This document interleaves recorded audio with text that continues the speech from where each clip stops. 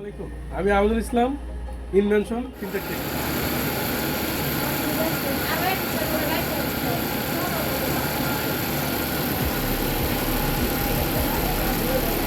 দুই সাইডে যদি চিকন পিনটাক হয়, একবারে চিকন, আর মাঝখানে যদি এমব্রয়ডারি হয়, তাহলে ডিজাইনটা কিরকম দেখা যায়।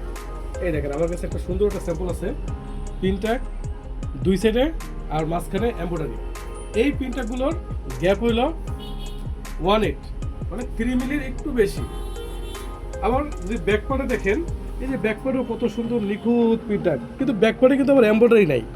ব্যাকপার্টে আপনার এই যে এখানে 5টা, এখানে 5টা, এখানে আবার বিরাট একটা স্পেস, এখানে আবার পিনটাক, মাঝখানে আবার একটা স্পেস, পরে আবার পিনটাক।